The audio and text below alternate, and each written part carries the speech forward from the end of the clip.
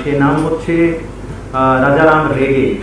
রাজারাম রেগে হচ্ছে he is the same person 26/11 Mumbai terror attack যখন হয়েছিল, ডেভিড হেডলি যখন ইন্ডিয়াতে এসেছিল। চুরি এবং দুর্নীতির বাজারে 26,000 শিক্ষক শিক্ষাকর্মী গ্রুপ সি গ্রুপ ডির চাকরি চলে যাওয়ার বাজারে আরো একটা বড় ঘটনা, আন্তর্জাতিক জঙ্গিদের নিশানায় নাকি অভিষেক বন্দ্যোপাধ্যায়। স্থানীয় তৃণমূল, আঞ্চলিক তৃণমূলের সাংসদ অভিষেক বন্দ্যোপাধ্যায়কে নাকি নিশানা করেছে আন্তর্জাতিক জঙ্গিরা, এবং একজনকে মুম্বাই থেকে গ্রেপ্তারও করা হয়েছে, যে আবার ওই 26/11 মুম্বাই হামলার অন্যতম চক্রী ডেভিড হেডলির সাগরেদ ছিল। রাজারাম রেগে, তাকে মুম্বাইয়ের মাহিম থেকে গ্রেপ্তার করেছে কলকাতা পুলিশ। সে নাকি অভিষেক বন্দ্যোপাধ্যায়ের বাড়ি এবং অফিসে রেইকি করে গেছে। ভয়ঙ্কর একটা ঘটনা নাকি আটকেছে কলকাতা পুলিশ। আসল ঘটনাটা কি? সত্যি কি অভিষেক বন্দ্যোপাধ্যায়কে টার্গেট করেছে আন্তর্জাতিক জঙ্গিরা? কিন্তু কেন? স্থানীয় আঞ্চলিক একটা দলের একটা সামান্য সাংসদকে কেন আন্তর্জাতিক জঙ্গিরা টার্গেট করবে? কি বলছে কলকাতা পুলিশ? কি কি প্রশ্ন উঠে আসছে? মেনস্ট্রিম মিডিয়া, নবান্নের বিজ্ঞাপন পাওয়া মিডিয়া যেগুলো আপনাদের দেখাবে না, যে প্রশ্নগুলো আপনারা জানতে পারবেন না, করবে না, আমি জানি আপনারা সেই প্রশ্নগুলোই আমার কাছ থেকে শুনতে চান, এবং কাল তাই বারবার বলছেন যে এই জঙ্গি এবং অভিষেক বন্দ্যোপাধ্যায়কে নিয়ে আমি কেন প্রতিবেদন করছি না। করলাম প্রতিবেদন। এই প্রতিবেদন গুরুত্বপূর্ণ প্রতিবেদন, শেষ অবধি দেখুন। আমি মানব, দা নিউজ বাংলায় আপনাদের স্বাগত জানাচ্ছি। জঙ্গিদের টার্গেটে অভিষেক বন্দ্যোপাধ্যায়, অবিশ্বাস্য ব্যাপার। এবং সেই জঙ্গি যাকে বলা হচ্ছে রাজারাম রেগে, যে 26/11 মুম্বাই হামলার সঙ্গেও যুক্ত ছিল, মুম্বাই হামলার যে অন্যতম চক্রী ডেভিড হেডলি তার সাগরেদ ছিল, সেই রাজারাম রেগেকে মুম্বাইয়ের মাহিম থেকে অ্যারেস্ট করে নিয়ে চলে এসেছে কলকাতা পুলিশ। কলকাতা পুলিশের অ্যাডিশনাল কমিশনার মুরলীধর শর্মা সাংবাদিক সম্মেলন করে এমনটাই জানালেন। এবং আমরা যেটুকু জানতে পারছি যে এই রাজারাম রেগে এপ্রিলেই কলকাতা এসেছিল, সেখানে তারপর মুখ্যমন্ত্রীর কালীঘাটের বাড়ি, নবান্ন, দলীয় কার্যালয়, অভিষেক বন্দ্যোপাধ্যায়ের বাড়ি, তার অফিস ক্যামাক স্ট্রিট, সেখানে নাকি রেইকি করেছে। বড় কোনো ঘটনার তালে ছিল এই জঙ্গিরা। এর আগেও আমরা দেখেছি যে বেঙ্গালুরুর রামেশ্বরম ক্যাফে যে বিস্ফোরণ ঘটেছিল, সেখানকার দুই জঙ্গি 28 দিন ধরে এই কলকাতা এবং মেদিনীপুরে লুকিয়েছিল। মমতা বন্দ্যোপাধ্যায়ের পুলিশ টেরও পায়নি। এনআইএ, ন্যাশনাল ইনভেস্টিগেটিং এজেন্সি, তদন্ত করে খোঁজ পেয়ে তারপরে পুলিশের সাহায্য নিয়ে তাদেরকে গ্রেপ্তার করেছিল। কিন্তু অভিষেক বন্দ্যোপাধ্যায়ের বাড়ির সামনে ঘোরাঘুরি করার পরেই রাজারাম রেগের যাবতীয় খবর পেয়ে গেল কলকাতা পুলিশ। এবং কলকাতায় নাকি এই রাজারাম রেগের 5 জন লিঙ্কম্যান এসেছিল। পুলিশ যেটা বলছে, নিউ মার্কেটের হোটেলে বসেই যোগাযোগ করেছিল, ভবানীপুর কালীঘাট অঞ্চলে রাজারাম রেগে রেইকি করেছে। আর কি কি বললেন কলকাতা পুলিশের তরফ থেকে? কি কি বলা হলো? অ্যাডিশনাল কমিশনার মুরলীধর শর্মা এবং কলকাতা পুলিশের আধিকারিকদের তরফ থেকে কি বলা হলো, আগে আপনারা সেটা শুনে নিন। একটা বিষয়ে আমরা কিছুদিন ধরে কিছু ইনপুট পাচ্ছিলাম regarding some persons who were trying to do recce of certain political persons. Accordingly আমাদের ভিজিলেন্স, সাধারণত আমাদের ভিজিলেন্স গুলো একটু বেড়ে ছিল। So during our preliminary investigation আমরা জানতে পারি কি কোনো একটা লোক মুম্বাই থেকে এখানে হঠাৎ করে এসে এখানে থেকেছে, and he has tried to approach some people. Accordingly আমাদের যে প্রিলিমিনারি ইনভেস্টিগেশন হয় তাই একটা নাম উঠে আসে, সে নাম হচ্ছে রাজারাম রেগে। নাও ব্রিফলি আমি আপনাকে রাজারাম রেগের ব্যাপারে একটু বলছি, ডিটেলে অ্যাডিশনাল সিপি এসটিএফ সাহেব বলবেন। রাজারাম রেগে হচ্ছে he is the same person 26/11 Mumbai terror attack যখন হয়েছিল, ডেভিড হেডলি যখন ইন্ডিয়াতে এসেছিল, এলইটি যে অপারেটিভ মেন কনস্পিরেটর যে ছিল, ও মুম্বাইতে যখন আসে, he makes contact with number of people, তার মধ্যে একটা নাম ছিল রাজারাম রেগে। না রাজারাম রেগে তখন নিজের পরিচয় দিয়েছিল কি ও একটা পলিটিক্যাল পার্টির সঙ্গে যুক্ত আছে এবং খুব পলিটিক্যাল ইম্পর্টেন্ট লোক ও মুম্বাইয়ের ইম্পর্টেন্ট লোকেদের সাথে ও ডেভিড হেডলির দেখা করে দেবে। পরবর্তীকালে এই রাজারাম রেগের হাত ধরেই ওই পলিটিক্যাল পার্টির যে মেন হেড অফিস ছিল সেখানে রেকি করা হয়েছিল। তো সেই রাজারাম রেগে এখানে আসে একটা হোটেলের নাম হচ্ছে ওরা, শেক্সপিয়ার সারনি থানা এলাকায়, ওখানে দুদিন ছিল এবং ও এখানে এসে somehow he obtains mobile number of মাননীয় এমপি অভিষেক বন্দ্যোপাধ্যায় এবং ওনার পিএ মোবাইল নাম্বার ও কোথায় থেকে প্রকিউর করে, কিভাবে প্রকিউর করেছে, কার থ্রু প্রকিউর করেছে সেটা আমরা ইনভেস্টিগেশনে খতিয়ে দেখছি। শুধু তাই নয়, he even tried to make contact with honorable MP and his PA. He showed his willingness কি ও মিট করতে চাইছে। ওনার অফিস এবং ওনার রেজিডেন্সের আশেপাশে রেকিও করা হয়েছে। So this is subject to our investigation ki why he has done this and not only that ও যে দুদিন ছিল তারপরে হঠাৎ করে ও এখান থেকে চলে যায়। This Rajaram Rege উনি একজন aged about 53 years old। উনি মুম্বাইতে মাহিম নামে একটা এলাকাতে উনি থাকেন। উনি 2007 সালে যখন ডেভিড কোলম্যান হেডলি যখন ইন্ডিয়া ভিজিট করেছিলেন to conduct recce on behalf of luxury তৈবা, মুম্বাইতে বিভিন্ন জায়গাতে গিয়ে specially Taj hotel and other important hotel যেখানে অ্যাকচুয়াল অ্যাটাক হলো ওইগুলো জায়গাতে গিয়ে উনি ভিডিওগুলো করেছিলেন। অ্যান্ড ওখানে মুম্বাইতে খুব ভেরি টপ পলিটিক্যাল লিডার্স তাদের বাড়িতে গিয়ে ওখানে ভিডিওগুলো করেছেন, তাদের সিকিউরিটিগুলোর সাথে কথা বলেছেন, ওখানকার সিকিউরিটি অ্যারেঞ্জমেন্টগুলো দেখেছেন।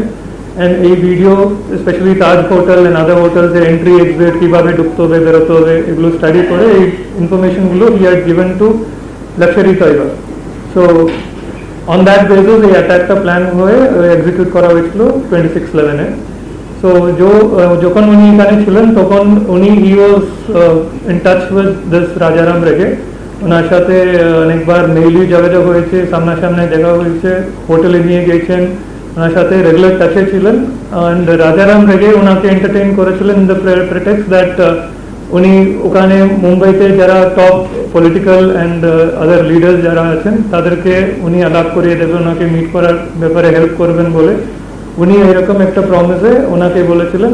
অ্যান্ড পসিবলি হেডলিও এরকম কোনো ওখানে টপ লিডার্সদেরকে এলিমিনেট করার জন্য, অ্যাটাক করার জন্য কোনো প্ল্যানের জন্য মেবি উনিও ওনাকে ইউটিলাইজ করে এই যোগাযোগ মেনটেন করেছিলেন।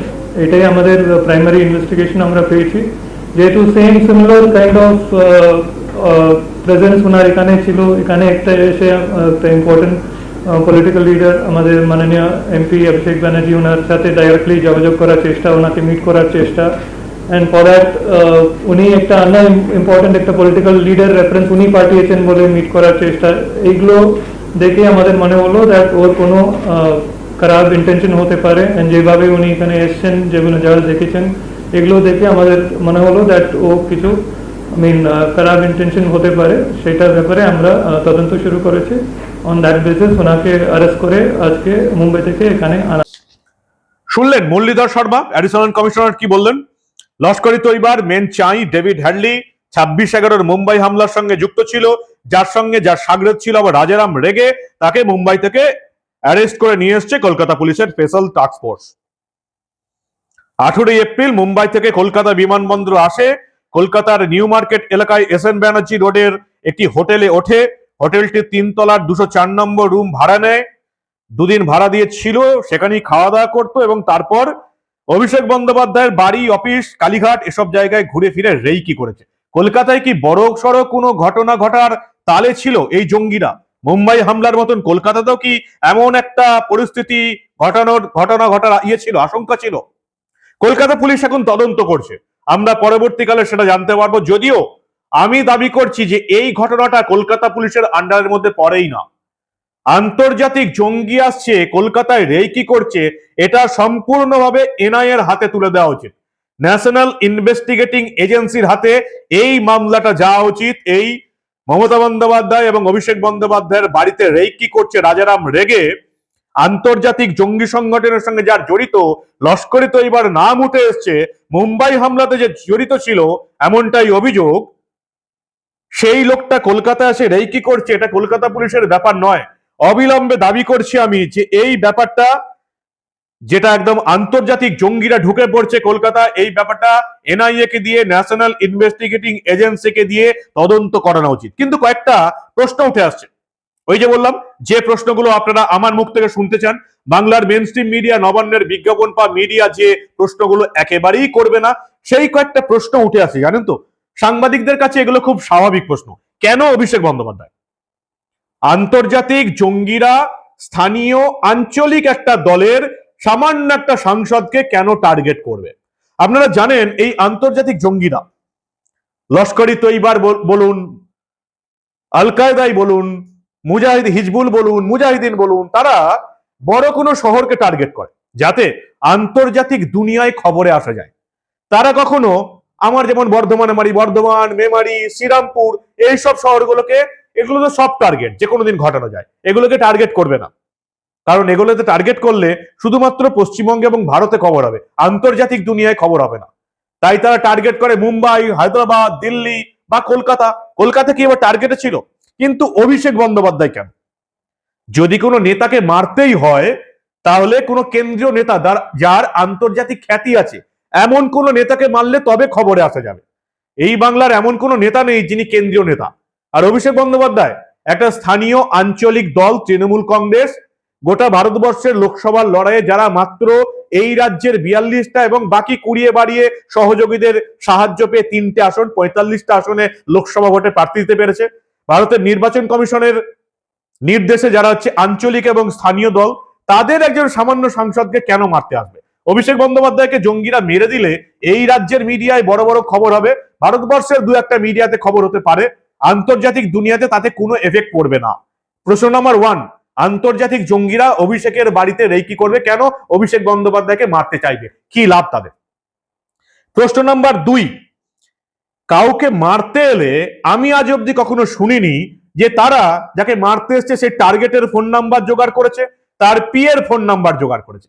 কলকাতা পুলিশ বলছে এই যে রাজারাম রেগে, যাকে মুম্বাইয়ের মাহিম থেকে গ্রেপ্তার করা হলো, সে এখানে এসে অভিষেক বন্দ্যোপাধ্যায়ের ফোন নাম্বার জোগাড় করেছে, তার পিএর ফোন নাম্বার জোগাড় করেছে, তার পিএ কে ফোন করে কন্ট্যাক্ট করেছে।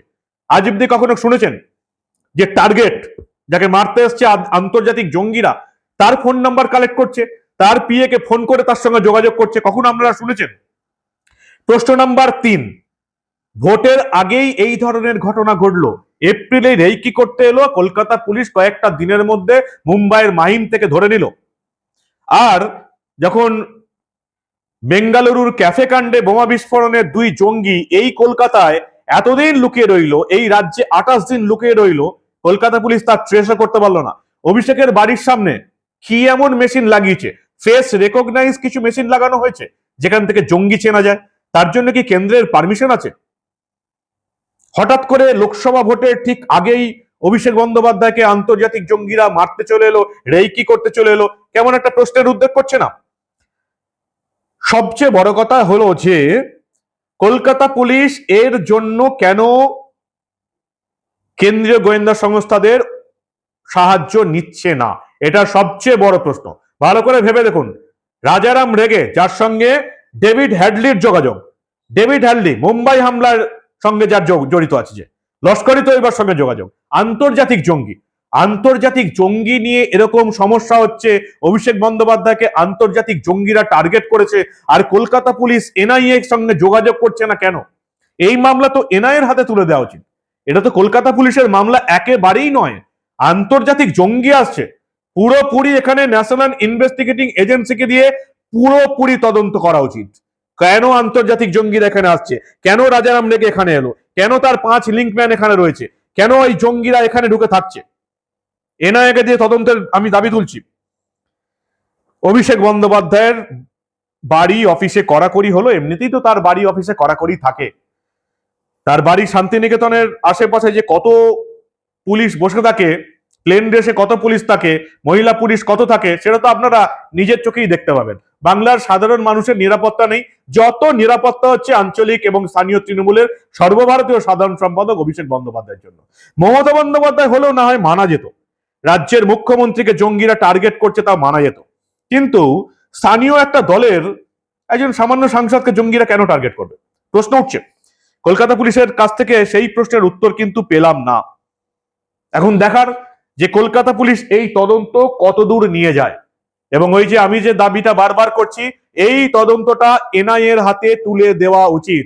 যেহেতু আন্তর্জাতিক জঙ্গি ঢুকছে এবং নেতাদের জীবনের পক্ষে থ্রেট আসছে, তাই এই তদন্তটা অবশ্যই এনআইএ কে দিয়ে করানো উচিত। কলকাতা পুলিশের হাত থেকে এই তদন্তটা ন্যাশনাল ইনভেস্টিগেটিং এজেন্সিকে যত তাড়াতাড়ি সম্ভব দিয়ে দেওয়া উচিত। তারা তদন্ত করে দেখুক যে রাজারাম রেগে কেন কলকাতায় এসে ভবানীপুর এবং কালীঘাটে রেইকি করলো, রাজারাম রেগের লিঙ্ক প্যানরা কেন কলকাতায় বারবার আসছে, কলকাতা কি তাহলে এবার আন্তর্জাতিক জঙ্গিদের পরবর্তী টার্গেট?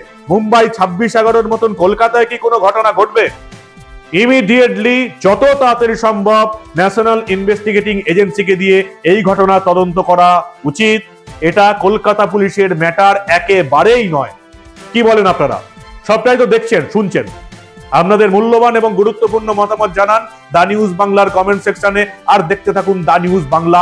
আমরা আবার এই ধরনের কোনো ঘটনা চেপে রাখতে দেব না।